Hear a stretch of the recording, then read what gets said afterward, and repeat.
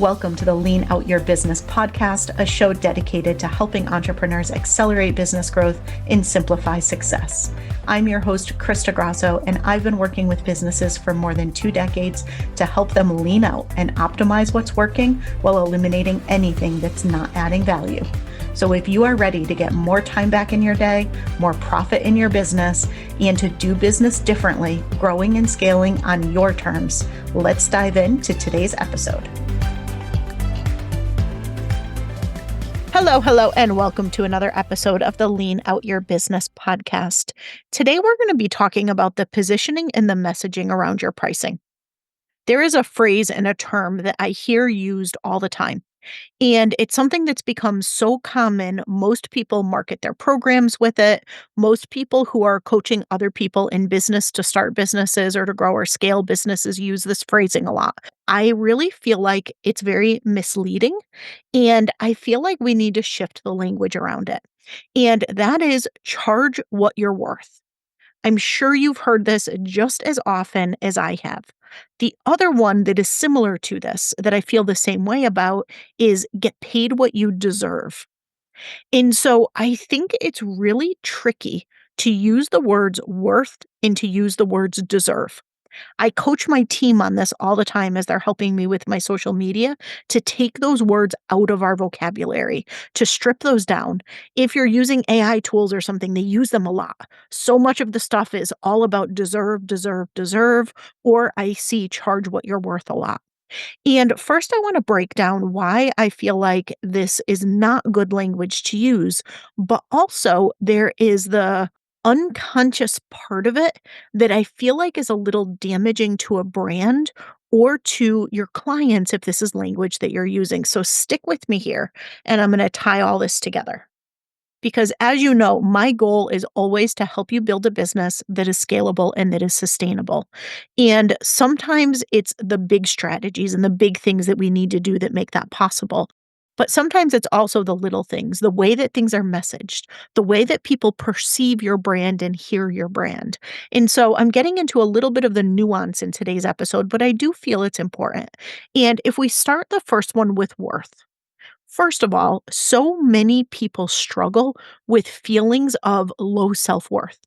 People question themselves all of the time, and there is nothing that hits your personal evolution and journey more than the ride of entrepreneurship, right? You have some of your highest highs and some of your lowest lows as you're building and growing and scaling and eventually selling or transitioning away from a business, right? It challenges every single part of you. And I don't think there is a single business owner ever who has not at some point in time felt like an imposter or questioned their worth or something along those lines. And by saying charge what you're worth, all of a sudden it says that what you charge and your worth are tied to one another. And the reality is they're not. You are worth infinite amounts of money. If you think about what you're actually worth, you're worth everything. There is no dollar amount that you could put on what you're worth. And if you charge $100 an hour or $1,000,000 an hour, or $100 for a program or $1,000,000 for a program, right? I'm intentionally doing 2 extremes because you probably charge neither of those.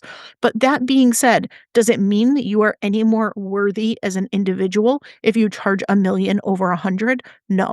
And so I think we need to decouple this language of worth, because it's not a matter of charging what you're worth. You're worth so much more than you could ever charge. So by tying that, it almost says, I'm not worth as much if I don't charge as much.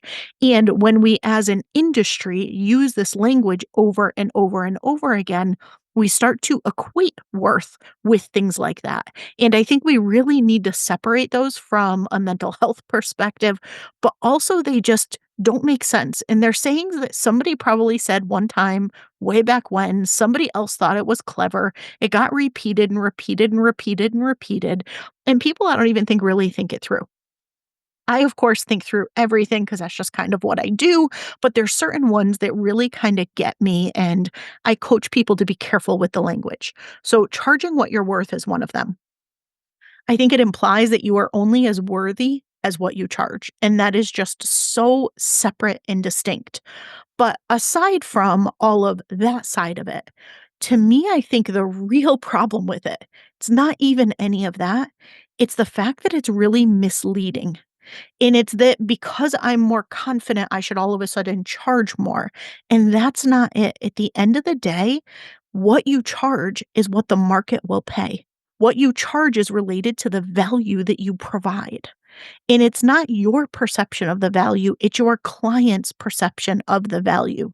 So if you make your pricing about you are not actually focused on what you should be focused on, which is your client, which is solving their problems, which is helping them achieve the transformation and the results that they want. And so, very often in business, I feel like when we start off, we are very me centric. It's very about us as the founder, as the CEO of the business. And the reality is, a sustainable and scalable business isn't about us at all. It's about our clients. It's about the problems we're solving for them. It's about the results we're getting for them.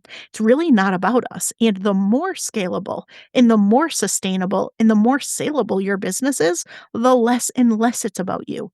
But in the early days, we start with our business being about us. And then a lot of the language, a lot of the positioning, charge what you're worth, get what you deserve, get paid what you deserve, all of these phrases and language that goes out there.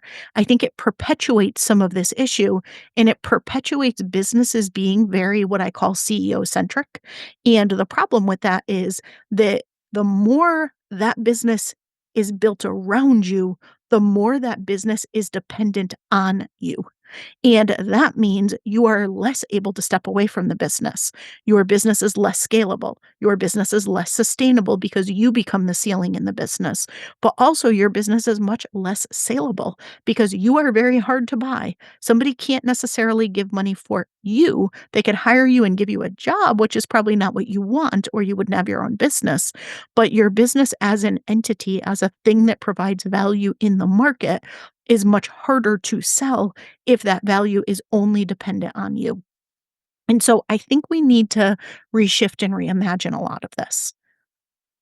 And as you're doing your pricing, as you're talking about your pricing, as you're positioning your offers, as you're looking at how you want to be perceived as a brand beyond your individual offers, so much of that comes down to the value that you provide for your clients. The bigger and the more complex the problem is, the more important and valuable that problem is to your client to be solved, the more you can charge. That does not matter if you've been in business a day or if you've been in business a decade or if you've been in business 3 decades like I have, right? The reality is how big of a problem, how important of a problem is it for your client, and what is the market willing to pay to solve that sort of problem? Now, you can certainly within that construct, within that context, you can price yourself at the premium end. You could price yourself at the lower end, but you can't charge $1 million for something that other people charge $100 for unless you have a market that perceives $1 million worth of value. And so again, I'm intentionally using really extreme numbers because I'm sure your pricing is somewhere in the middle. So we need to strip our personal worth, our personal value, our personal feelings of what we deserve out of things. Because if that's how we're making decisions about pricing, if that's how we're making decisions about what we're doing in our business, we're putting ourselves first and not the problem first. And the reality is that is going to lead to short term results, not long term sustainable, scalable results. We need to be problem centric. We need to look at how we are helping our clients get the results that they want. And that value ultimately comes down to your clients. And it ultimately comes down to your ideal client. So let's say today we get to some more realistic numbers here. Let's say that your signature program is $5,000. And when you think about it, when you think about the transformation that you provide, when you think about the incredible results that people get, you feel like it shouldn't be a $5,000 program. It should really be a $10,000 program. You look at it and you think, there's no way this should only be $5,000. And so a mistake I see people make with their pricing, and it's usually led by feelings of you need to charge what you're worth. You deserve so much more than $5,000. And so they hear these phrases and these statements. They hear them from their coach. They read them in a blog. They see them on social media, right? We hear these all the time. And so they think, great, I'm going to go double my pricing. And that could be the right answer. It could not be. But at the end of the day, what you have to do is make sure that the value is there. And the value is twofold. It's the value you're actually providing, yes, but much more so than that, the other side of it is the perceived value. And so how do you shift the perceived value that that $5,000 offer is now perceived to be worth $10,000? And then how on the back end do you ensure that that offer is actually delivering much more than $10,000 worth of value? And something that I see a lot of people do is adding more. They think more equals more value. And depending on the market that you're working with, sometimes that's true. For a newbie, for somebody just getting started, they do tend to get like big eyed, like, oh, yay, look at everything that's in here. This is amazing. But if you are working with somebody who is super time poor, they just want results and they want it quick and they just wanna know exactly what to do and go get it done and not have to sift through mountains of content and all this extra stuff. Adding more things is actually less valuable. It will decrease the value of what you're doing. So you have to know for your client what value is. And you wanna take all of those feelings of worth off of the table. Because a lot of times when I see people do what I call content stuffing, which is you're like, I'm gonna make this the most valuable thing ever, and I'm gonna take everything I've ever created and stuff it into this product. Sometimes it's advice that you're following that I think is kind of poor advice depending on the market that you're working with. But for a lot of markets, especially those who are a little bit more seasoned markets, more stuff does not equal more value to them. But a lot of times people will tell you to do this. So you might be following bad advice. But a lot of times what I find it really is it gets back to worth. It's much more of an internal self-worth thing. It is a doubt in how worthy somebody is as a person. It is a feeling that the only way to feel or be worthy is to give and to give more and to give so much that somebody couldn't possibly not think you were worthy and valuable. And so there's like a internal game and an external strategy game at play.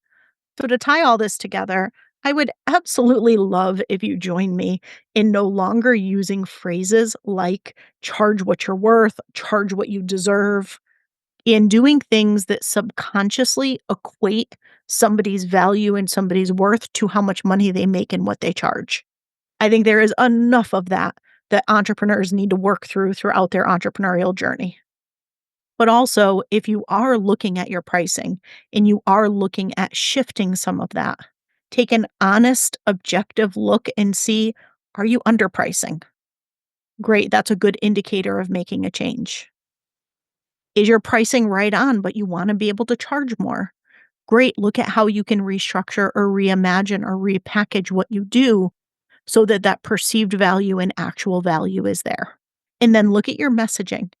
And is your messaging effectively communicating the value of that product, program, or service to be at the level of what you want to charge or what you currently charge?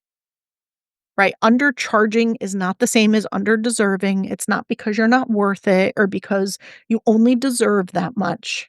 It's usually either because bad advice was followed, it's because it was the right pricing at one time, but the program or product or service has evolved so much and so much more value has been added that there's now a gap. Or because in a lot of cases, or more so than either of those, what I find is it's usually a messaging challenge. The value's there, but without being able to effectively communicate that in a way that lands and in a way that's very client centric, focused on what they need, what they want, their problems, the solutions and results that they're looking for. There can be a mismatch and your pricing ends up lower than where it should be. So price for value and results, and always think through the lens of the client and how you are helping them solve problems, achieve transformation, and achieve lasting results. When you're able to do that for them, you will be able to do that yourself within your business and have a sustainable, scalable, and ultimately saleable business long term. I hope you got a lot of value out of this episode. I will see you again next week. Thanks so much for tuning in to this week's episode. If you have not yet taken our scalability assessment, I invite you to head to leanoutmethod.com/assessment and take our interactive assessment that's going to help you look at how simple, how sustainable, and how scalable your business currently is. It includes personalized recommendations of where to focus next to get your time back, to increase your impact, increase your profits, and ultimately step into your rich, fulfilled life. And finally, we'd love to see you inside our signature program, Simplify to Scale. You can head to leanoutmethod.com/ops to find all of the details on how we can help you uplevel your operations and get out of the day-to-day of your business.